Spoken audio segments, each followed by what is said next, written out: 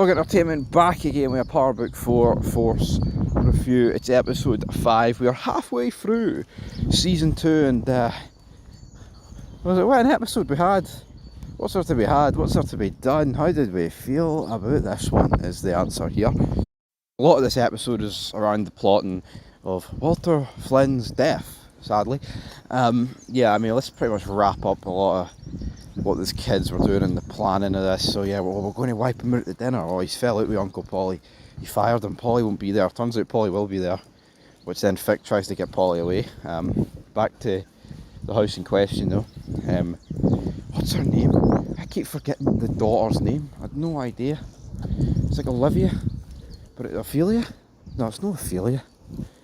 I actually keep on forgetting her name, but that Brendan guy's like, oh, let's have a celebration shag, baby.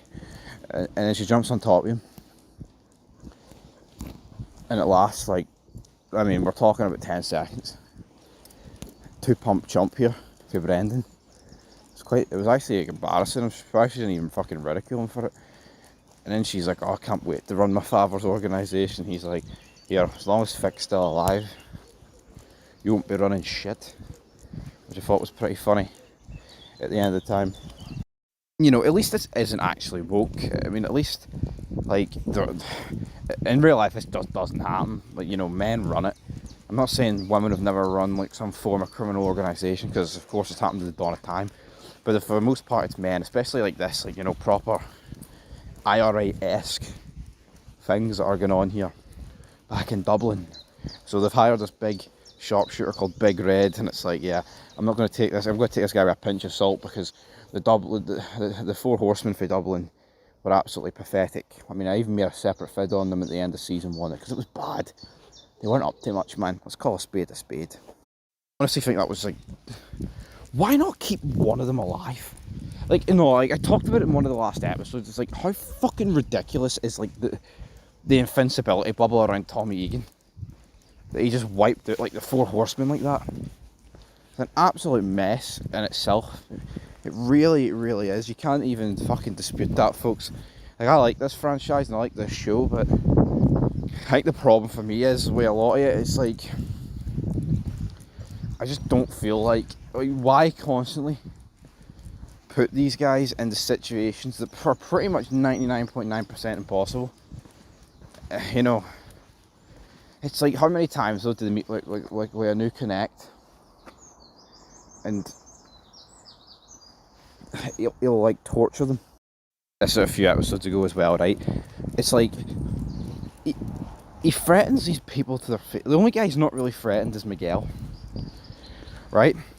But how many times has he threatened Walter Flynn to his face? What's this show, by the way, which has only been running 15 episodes at this point, to his face, while outnumbered like 15 on 1, and Walter just does nothing about it. And then like next scene will be like, I'm going to get that bastard Tommy Egan. I just don't get it. I'm gonna try. So as a bike goes past me, it's no Sam Crow, mate. It's some coffin dodger on a fucking bicycle. But, you know, I think they need to tone down on it. Like, yeah, yo, there's a lot of TV shows out there, right, where there's a bit of unbelievable things that go on. Like, yeah, I get it. Sam Crow were in a lot of shootouts where it's like, oh, well, none of the bullets hit them. I can half accept, right, shootouts. But there's just certain scenarios. Like, it's like when Bobby got tortured in SOA. If Tommy Egan was in that, he would have fucking escaped without even getting a hair on his head harmed. And I think they do need to cut that out of this show. Anyway. Yeah, I mean, let's talk about some other things that happened in this episode. You got D-Mac, he's freaking, I killed a cop. Then his granny's like, you gotta go see that girl. Tommy freaks out. He actually tells his brother, yo, D-Mac killed a cop, what the fuck? Which is kind of funny, but yeah. Tommy and that nurse, looks like that relationship's she's just going to die at the end of this season, isn't she? Like, I mean, I think it's kind of predictable. I mean, she's going to die, Miguel's probably going to blame Tommy, and that's going to be some form of all-out war in that regard, right? Boom, boom, boom. Gennard, he's being his junky self, but him and Diamond, they go up and visit their daddy. But Pops, he's in a hospital, it's not looking good for him. I mean, Diamond's seeing him, and Diamond's like, you know, I wanted this day to come, and now that it's here, I don't give a fuck about you, buddy. And we may as well dive in to the shootout that claimed the lives of Paulie, Big Red, and Walter Flynn. So, I mean, was it a well done shootout? Yeah, I mean, I think it protected pretty much everyone in it. You've got Fick telling Paulie that, oh, are you really willing to sacrifice yourself for this guy? And he's like, he's family. We protect family. Paulie goes out, he gets shot about 5 times. Then Big Red appears, and Paulie's like, yep. And then Big Red drops him. So Paulie dies, falls into the swimming pool. Then it pans to Walter Flynn. Big Tommy Flanagan comes out with it was a weird ass shotgun. It was like a customized shotgun that could like fire for like 20 million feet away. So he starts dropping guys left, right, and centre. He shoots Big Red, but as he shoots Big Red, I think Big Red shoots him in the leg. He then shoots Big Red again. Then he walks over to Big Red and just absolutely blows his head into smithereens. It was a pretty badass scene, this all round. He's limping. He's like, fuckers. They killed Paulie. He's like, this is your sister, Fick. And then, yeah, Fick and Walter come to blows. No, this is you. You killed Gloria. How many times is this crybaby bastard going to bring up the death of Gloria? You know, Walter Flynn, I've said it before and I'll say it again. I think they've done his character in season 2 dirty. He's literally sat around doing nothing. Like when he wants to be badass, like look at this scene, man. A proper, like he did go out like a badass here, but then, you know, he essentially says he's ashamed of his son. At least your sister's got heart. You're a fucking coward. And he walks away and then Fick shoots him in the back. He falls. He's like, wow. You finally got the boys to shoot me. And then it's funny, Fick is saying, like, oh, you didn't even know I was working with him the whole time, did you? No, you didn't. And then he's like, you always had your mother's eyes. Shoot me. Pull the fucking trigger. Pull the fucking trigger. And then Fick shoots him. And, aye. Walter Flynn is dead. One of the, probably the solo reason why I started watching Par, I was like, they've got a spin-off at the minute with Tommy Flanagan in it.